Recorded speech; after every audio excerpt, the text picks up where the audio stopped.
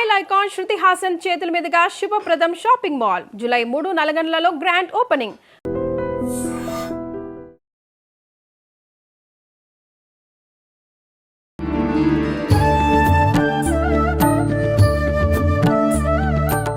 నమస్కారం అండి. శ్రీమాత్రే నమః. మనకి ఇప్పుడు గుప్త నవరాత్రులు అంటే వారాహి అమ్మవారి నవరాత్రులు ప్రారంభం కాబోతున్నాయి. 15వ తేదీ నుంచి జూలై 23వ 15. తేదీ వరకు ఉంది. ఓకే, మరి వారాహి నవరాత్రులు ముందు నుంచి ఆచరిస్తున్న విధానం అయితే కనిపించలేదు. గత కొన్ని సంవత్సరాలుగానే మనం అందరం కూడా వింటున్నాము, ఆరాధిస్తున్నారు చాలా మంది. ఎగ్జాక్ట్లీ. అసలు అంటే తొందరగా సమస్యల నుంచి పరిష్కారం వచ్చే అమ్మవారు ఎవరైనా ఉన్నారు అని అంటే అది వారాహి అమ్మవారు అని ప్రతి ఒక్కరూ అంటున్నారు. అవునండి. మళ్ళీ అదే విధంగా అసలు వారాహి అమ్మవారు ఉగ్ర రూపము, శక్తి స్వరూపిణి, అందరూ ఆరాధించడానికి లేదు అని చెప్పి కొంతమంది అంటున్నారు. అసలు ఏంటండి వాస్తవం? ఎవరు ఆరాధించవచ్చు అంటారు ఈ అమ్మవారిని? సింపుల్ ఎగ్జాంపుల్ చెప్తాను చూడండి. ఇప్పుడు మీరు ఉన్నారు, ఒక చిన్న పిల్ల, ఒక 3 ఏళ్ల పాపకి మీరు కత్తిని ఇస్తారా? ఇవ్వం. ఎందుకు ఇవ్వం? ప్రమాదం కదండి, ఆ తనకు అమ్మాయి తెలియదు అది హ్యాండిల్ ఎలా చేయడం హ్యాండిల్ తెలియదు. చేయడం. అలాగే విలువైనటువంటి వస్తువు ఇస్తామా? ఇవ్వం, పడేస్తుంది ఎక్కడ. అంతే. అంటే ఏంటి, వాళ్ళు దానికి క్యాపబుల్, ఎలిజిబుల్ కానప్పుడు మనం ఇవ్వం. కరెక్ట్. సింపుల్. అట్లాగే వారాహి అమ్మవారు అంటే ఎవరో కాదు, లలిత అమ్మవారి యొక్క శక్తే. ఇచ్ఛాశక్తి లలిత అమ్మవారు, జ్ఞానశక్తి శ్యామల, వారాహి క్రియాశక్తి. ఓకే. అయితే ఈ పవర్ ఎక్కువగా ఉంటుంది అమ్మవారి ఇది వారాహి. వారాహి ఎందుకంటే శక్తి స్వరూపిణి కదా, వరాహ స్వామి యొక్క శక్తి కదా.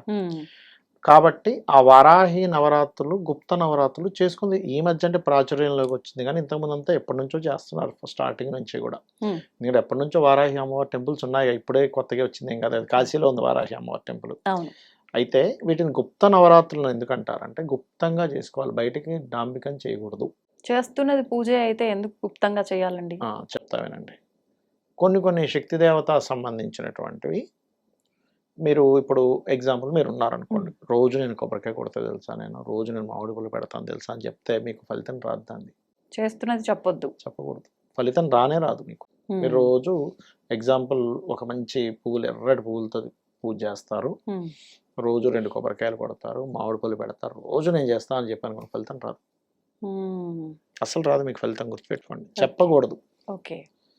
అయితే ఈ వారాహి సంబంధించినవి, శక్తి సంబంధించినవి ఇప్పుడంటే చాలా ఈజీ అయిపోయింది. ఎవరైనా గురు దగ్గరికి వెళ్ళిన వారాహి మంత్రం తీసుకొని ఇచ్చేస్తున్నాం.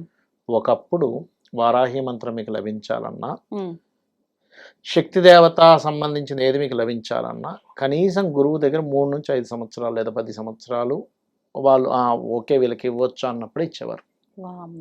కామక్రోధాది వికారాదులు వాళ్ళల్లో వాళ్ళు వాటి కంట్రోల్ అయి ఉండాలి. ఎందుకంటే ఇప్పుడు మీరు వారాహి చేస్తున్నాం అనుకోండి, రోజు తీవ్రంగా చేస్తున్నాం, ఎవరి మీద మీకు కోపం వచ్చింది, వెంటనే ఏమవుతుందంటే పిల్లవాడిని తిట్టారనగానే తల్లి వెళ్ళిపోయి ఎలా ఫైట్ చేస్తుందో, కోపం వీడు ఒకరి వల్ల సఫర్ అవుతున్నా కానీ వెళ్ళి అక్కడ ఎనర్జీ చూపించేస్తుంది. కానీ వీటి తర్వాత ఏమవుతుందంటే అయ్యో అనవసరంగా వాళ్ళ మీద వెళ్ళింది ఎనర్జీ అన్నప్పుడు మళ్ళీ వీళ్ళకి కూడా ఎఫెక్ట్. అంటే ఎలా అంటే ఒక పిల్లవాడికి మనం గన్ ఇచ్చాము, ఆ గన్తో పాటు టప్పని కాల్చాడే ఉన్నాం.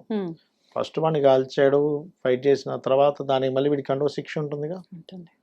అట్లాగే ఈ ఉగ్ర సంబంధించినటువంటివి ఎనర్జీ చాలా ఫాస్ట్గా వస్తుంది, పనులు ఏమైనా సరే ఫాస్ట్గా అవుతాయి. కానీ ఇక్కడ వీళ్ళు గనక సరిగ్గా వీళ్ళ యొక్క మైండ్ సెట్ కానీ ఎమోషన్స్ ఎక్కువై గురయ్యే వాళ్ళకి కానీ చేయకూడదు అంటారు. ఎందుకంటే ఆ ఎనర్జీ అలాంటిది, మీ చేతిలో ఒక కర్ర, కత్తో లేకపోతే గన్ ఉన్నట్టే అది. అందుకని ఈ జాగ్రత్త చెప్తారు. ఒక పద్ధతి పరంగా రాత్రి సమయంలోనే వారాహి అమ్మవారికి చేయాలి, పగలపూట చేయకూడదు. రాత్రి 7 దాటిన తర్వాత, కొంతమంది 8, 9, 10 o'clock అప్పుడు కూడా చేస్తారు, గుర్తుపెట్టుకోండి. అలాగే రెండవ విషయం ఏమిటి అని చెప్పి చూసుకున్నట్లయితే, ఇక్కడ అమ్మవారికి ఇప్పుడు రకరకాల నైవేద్యాలు పెడుతుంటాం, కంపల్సరీ ఈ నైవేద్యమే పెట్టాలి, ఈ వస్త్రమే కట్టాలని ఎక్కడా లేదు. ఇదంతా మనం ఏర్పరచుకుని ఒక మన ఇష్టం కొద్దీ చేసుకునే పద్ధతి. ధూపం వేయాలి, ధూపాలు వేస్తుంటాం, మీకు తెలుసు కదా, ధూపం అమ్మవారికి ధూపం వేస్తే చాలా మంచిది. అదంతా కూడా ఒక పార్ట్, అంటే అట్లా తాంత్రికంలో ఒక పార్ట్. ఇప్పుడు వారాహి అమ్మవారిది చేస్తున్నాము, ఇప్పుడు అమ్మవారి యొక్క ఇది చేసేటప్పుడు ప్రధానంగా ఉండవలసింది ఏంటంటే భక్తి. నేను వారాహి చేసిన వాళ్ళని చూశాను, చాలా మంది చాలా తీవ్రంగా చేసే వాళ్ళకి వార్తాలి అంటారు అమ్మవారిని. వార్తాలి అమ్మవారి ఇంకొక నామమా? వార్తాలి, వారాహిని వార్తాలి అంటారు. వాళ్ళు గనక తీవ్రంగా చేస్తే, ఇప్పుడు మీరు మనసులో అనుకుంటున్నారు అనుకోండి ఏదైనా, వెంటనే వాళ్ళ చెవిలో వినిపిస్తూ ఉంటుంది. వినిపిస్తుందా? అన్ని వార్తలు మోసుకొని చెప్తా ఉంటుంది, ఇగో విజిత గారు ఇలా అనుకుంటున్నారు, ఆ కెమెరామెన్ అలా అనుకుంటున్నాడు, ఆ పక్కని ఇందాక మాట్లాడి వెళ్ళాడుగా డాక్టర్ గారు, ఆయన ఇలా అనుకుంటున్నాడు అని వెంటనే చెప్తూనే ఉంటుంది అది. ఓ చాలా డేంజర్. కాకపోతే ఇందులో మళ్ళీ కంట్రోల్స్ వేరే ఉంటాయి. నాకు వాళ్ళ గురించి చెప్పంటేనే చెప్పే వేరే, ఆ కంట్రోల్లోకి వెళ్ళాలి. ఇది బాగుంది, లేదంటే అన్ని వినిపించేస్తాయి. అన్ని వినిపిస్తుంటే అదేదో కన్నపిశాచిలాగా భరించలేడు. అవును. అయితే ఆ స్టేజ్కి వెళ్ళాలంటే మొట్టమొదటిగా మీరు అమ్మవారిని ఎంత చేస్తున్నారు. ఇక్కడ ఎలా ఉంటుందంటే ఎప్పుడు కూడా చాలామంది ఏమంటారు, ఏమంటే నేను రోజు పూజ చేస్తాను కానీ నాకు కష్టాలు తీరట్లేదు. ఇక్కడ ఒక విషయం బాగా అర్థం చేసుకోవాలి. మీరున్నారు, మీకు పిఎం తెలియడం వేరు, పిఎంకి మీరు తెలియడం వేరు. అంతే. మోడీ గారికి మీరు తెలిస్తే అది వేరు, లేకపోతే రేవంత్ రెడ్డి గారికి మీరు తెలిస్తే అది వేరు. రేవంత్ రెడ్డి ఎవరికి తెలియదు, అందరికీ తెలుసు, పేపర్లో అవుతున్నాడు, టీవీలో అవుతున్నాడు, ఆయన సీఎం అని అందరికీ తెలుసు. తెలియడం వల్ల ఉపయోగం లేదు, ఆయనకి మనం తెలియాలి. అది కూడా పాజిటివ్గా తెలియాలి, నెగిటివ్గా తెలియడం కాదు. నెగిటివ్గా తెలిస్తే వేరే సినిమా ఉంటుంది కదా, పాజిటివ్గా తెలియాలి. ఇప్పుడు తెలుస్తుంది అమ్మవారిని నిష్కల్మషంగా ఎవరైతే పూజిస్తారో, ఫలాపేక్ష రహితంగా ఎవరైతే పూజిస్తారో. ఎందుకు పూజించాలంటే పూజింపదగినటువంటిది దేవత, ఇది ఫస్ట్ మైండ్లో ఉండాలి. ఇప్పుడు అమ్మని ఎందుకు గౌరవిస్తాం, నాన్నని ఎందుకు ప్రేమగా చూసుకుంటాం, లేకపోతే పిల్లల్ని ఎందుకు ప్రేమగా చూస్తాం అంటే వాళ్ళు ప్రేమించదగ వాళ్ళు మన ప్రేమ ఇవ్వాలని ఉంటుంది. లేదా ఒక ఐఏఎస్ ఆఫీసర్ ఎవరు వచ్చారు, వాళ్ళకు గౌరవం ఇస్తాం, ఎందుకు గౌరవం తగ్గ వ్యక్తి. అవును. అట్లాగే దేవత అనేటువంటిది పూజించదగ్గది. సో అందుకని మనం పూజించాలి, అంతేగా మనకి ఏదో కోరిక ఉంది కాబట్టి పూజించడం, ఈడు పెద్ద అయ్యేకి నాకేదో పెడతాడు లేని తల్లి ఎప్పుడు కూడా పిల్లల్ని పెంచుతూ, అంతే కదా. లేకపోతే నాన్న నాకు ఆస్తి ఇస్తాడేమో, నాన్నని చూసుకోవడం అమ్మని చూసుకోవడం జరగదు. అలా చూసుకుంటే ఒకరోజు తెలిస్తే అది దానంత పాపం కూడా ఇంకోటి ఉండదు. మరి అలాంటప్పుడు దేవతా విషయంలో మనం ఎలా ఉండాలి.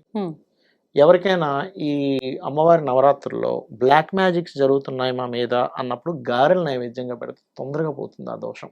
మినపగారెలు. రోగాలు ఎక్కువగా ఉన్నాయి, బెల్లముతో చేసిన పదార్థాన్ని ఈ నవరాత్రుల్లో పెట్టండి, అమ్మవారికి ఖచ్చితంగా ఉంటుంది. ఇందులో కొంతమంది కొన్ని ద్రవ్యాలు హోమంలో వాడుతూ ఉంటారు, దట్ ఈస్ డిఫరెంట్ కేసు. మళ్ళీ కొంతమంది మిరియాలతో ద్రవ్యాలు చేస్తారు, ఆవాలతో చేస్తారు, అంటే శత్రు బాధలు ఇవన్నీ పోవడానికి చేస్తారు. సమస్యను బట్టి ద్రవ్యం మారుతూ ఉంటుంది. ఇక్కడ ప్రధానం ఏంటంటే మీరు మనసు పెట్టి చేస్తేనే అక్కడ లింక్ ఉంటుంది, కానీ నవరాత్రులు పెట్టేసాం, బొమ్మను పెట్టేసాను, రోజు ఆ పూజ చేసిన ఈ పూజ చేసిన ఏమీ ఉండదు. మీరు మనసు పెట్టి అక్కడ అమ్మవారు ఉంది అనే భావనతో, ప్రేమతో, భక్తితో చేస్తేనే ఆవిడ వచ్చి నిలబడుతుంది, ఆవిడ స్వీకరిస్తుంది మీ పూజను స్వీకరించింది అంటే అనుగ్రహం కలిగినట్టే. అంటే ఈవెన్ మీరు ఒక పువ్వు పెడుతున్నారు ఓం అని, ఆ పువ్వు పెట్టేటప్పుడు చాలా జాగ్రత్త పెట్టాలి. హోమం ధూపం చూపిస్తున్నారు, ఓం వాయుతత్వాత్మనేది ధూపం దర్శయామి, దీపం చూపిస్తున్న ఫీల్ మీకు ఉండాలి. అంటే ఎలా అంటే ఇప్పుడు మీరు ఉన్నారు ఎదురుగా, ఒక టీ పట్టుకొని వచ్చారు, మీరు ఉన్నప్పుడు మీకు ఇస్తున్నప్పుడు నిజంగానే ఇస్తున్నాడు అనే ఫీలింగ్ ఉంటుంది. అక్కడ మీరేమీ లేదు, విజిత గారు ఉన్నారు ఊహించుకొని మీరు ఇవ్వండి అంటే, కానీ మన కంటికి కనబడదు దైవశక్తి, కానీ అక్కడ ఉంటుంది. అక్కడ ఉంది, ప్రతిదీ పరిశీలిస్తుంది, ప్రతిదీ గమనిస్తుంది. నీ మనసులో ఏమనుకుంటున్నావు గమనిస్తుంది, బయట ఏమనుకుంటున్నావు గమనిస్తుంది. బద్ధకంతో చేస్తున్నావు, అబ్బాయి ఏదో ఒప్పుకున్నాను రా బాబు, ఎందుకు ఒప్పుకున్నాను రా, 9 రోజులు చేద్దాం అనుకోని నువ్వు ఫీల్ అయ్యామంటే తెలిసిపోద్ది దేవతకి.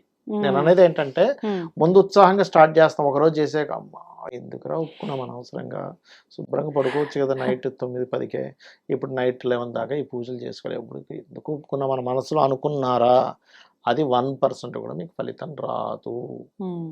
దేవత ఎప్పుడూ కూడా తను అంటే మనకి లలితహాసనామాల్లో ఉంటుంది, భక్తి గమ్య భక్తి వస్య అంటుంది.